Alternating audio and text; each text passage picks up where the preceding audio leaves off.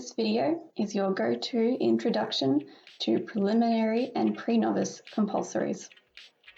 Compulsories are sets of universal routines that every individual vaulter performs.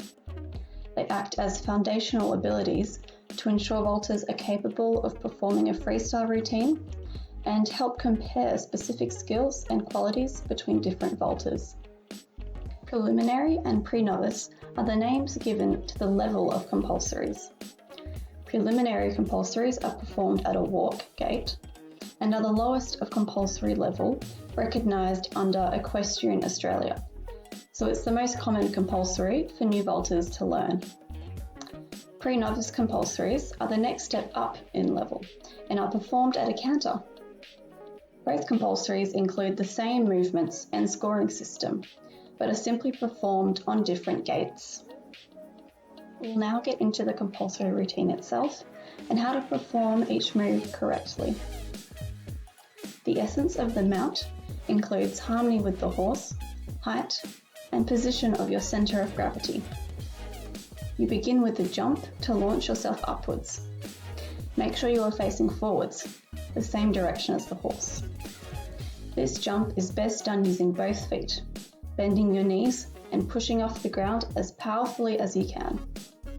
Whilst you are in midair, you need to swing your right leg, or whichever leg is closest to the horse, up as high as possible. By rotating your centre of gravity over the handle, you will be able to allow your leg to reach as close to the vertical as possible and become inverted or upside down. Both legs should remain straight with pointed toes, and your shoulders and hips should be parallel to those of the horse. You then try your best to push towards the sky, aiming for a handstand position. Your centre of gravity at the highest point in your mount should remain over the roller, so your arms and core need to be working hard to hold you in position. Once you've reached your highest point, you can lower your leg and gently slide down into a seated position.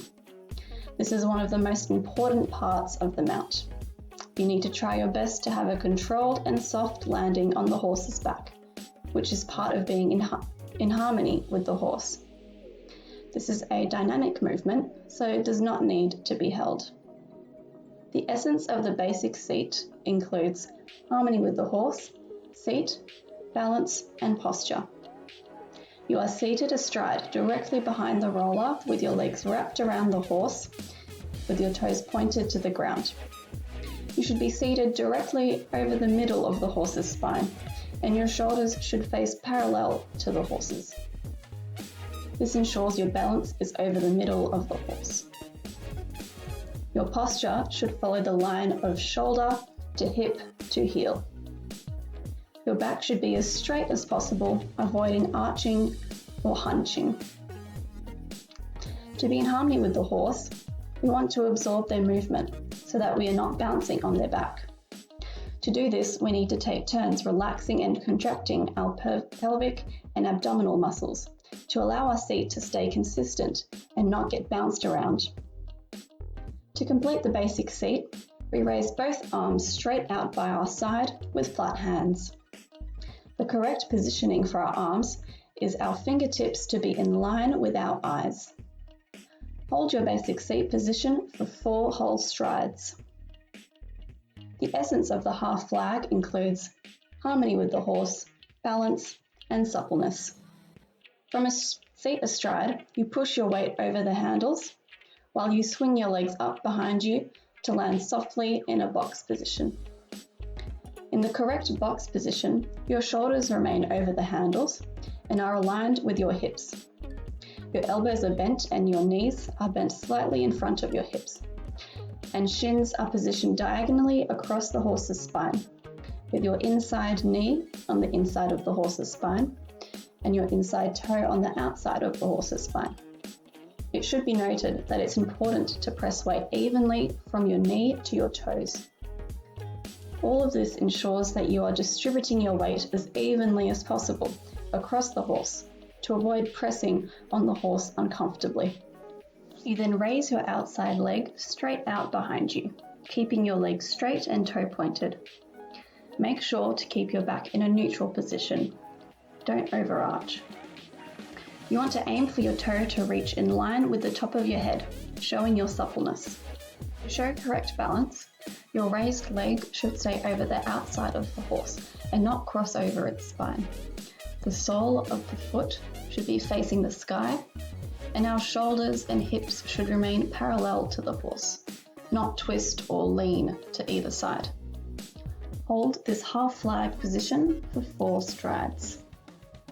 The essence of the plank includes harmony with the horse, straightness, and tension. Once you've finished your flag, your raised leg lowers straight down along the horse's rump, preparing you for the plank. For the plank, you must straighten your arms and place most of your weight over the handles, using strong shoulder and abdominal muscles. You then straighten your other leg out behind you, next to the outside leg. In a correct plank position, you can draw a straight line between your head all the way through your body to your toes. You need to keep tension throughout your whole body so that you keep the correct line and don't have sagging hips or bent elbows. This technique helps you stay soft on the horse and not fall back, digging your knees into the horse. To move back to a seated position, you need to pull your hips forwards and upwards into a high pike position. Again, using strong shoulder and abdominal muscles to control your movement. You then slide slowly and gently down to a seated stride. The plank is held for 4 strides, and the pike down is a dynamic movement, so it does not need to be held. The essence of the inside and outside meal includes harmony with the horse, seat, posture, suppleness, scope, and timing. From a seat astride, you begin by straightening your outside leg and lifting it up in front of you towards the inside, then lowering it to join your inside leg in a side seat. With your legs wrapped down around the horse's side, you raise your arm closest to the horse's tail to be in line with your shoulder, keeping your hand flat and both toes pointed. Your whole body should be facing sideways, parallel to the horse's spine. This side seat is held for 4 strides. You can then lower your arm and repeat a quarter mil back to seat astride. This movement is then repeated towards the outside. Timing is very important to the mill. Each quarter mil must take 4 strides to complete. Your suppleness is demonstrated by how high you're able to lift your leg at the peak of your mill. But your posture needs to remain nice and tall, similar to your posture of the basic seat. Don't forget to keep your heel in the correct position as well when you're lifting a leg.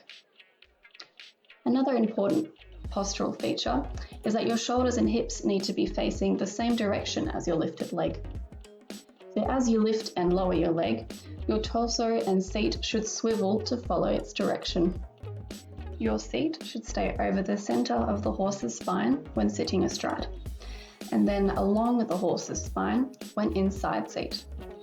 Both pelvic bones need to remain seated at all times. It can be a common mistake to accidentally lift one side of your bottom off of the back as you do your mill. Finally, to perform the mill softly for the horse's benefit, you should use your abdominal and leg muscles to control your mill, placing each leg down softly by the horse's side and not letting it drop down. The essence of the kneel includes harmony with the horse, balance, and posture. From seat astride, place your weight over the handles and swing your legs up behind you to land gently on your shins. This is not the same as the box position. Your knees are directly behind the roller. Your knees are placed at hip width apart, and your center of gravity should be directly over the middle of your horse's spine, allowing your shins to be parallel. Bring your hips back slightly over the middle of your lower leg, which will help give you an even balance, as well as evenly distribute weight through your knees to your toes. You then erect your torso into an upright posture. A straight line should be drawn between your shoulders and hips. To remain in harmony with the horse, its movement should be absorbed through your toes to your knees, as well as your hips. You can then raise both arms out by your side and hold them in the same position as you would for basic seat. This is your final kneel position and is held for 4 strides. Once completed, you gently lower yourself back down to seat astride. The essence of the dismount includes harmony with the horse, scope and timing. From seat astride, a quarter mill is performed to the inside. Then, without holding a side seat, you clasp the inside handle with both hands. Use a combination of momentum and strength to push yourself up and away from the horse's back, rotating yourself to face forward, keeping your legs closed and stretching your hips out in a strong push-off position. You then let go of the handle and land safely on the ground with your legs parallel and close together. Care must be taken to let go of the handle swiftly and to not pull down on the handle and hinder the horse's balance. As this is a dynamic move, it does not need to be held. And that's the conclusion of preliminary and pre-novice compulsories. You can find some more specific information on scoring for these compulsories on Equestrian Australia's website, as well as FEI's website, which will be linked in the video description below. Thank you for watching, and please share this YouTube channel with anyone who is interested in vaulting. Also, feel free to ask any questions and let us know how you're progressing with vaulting.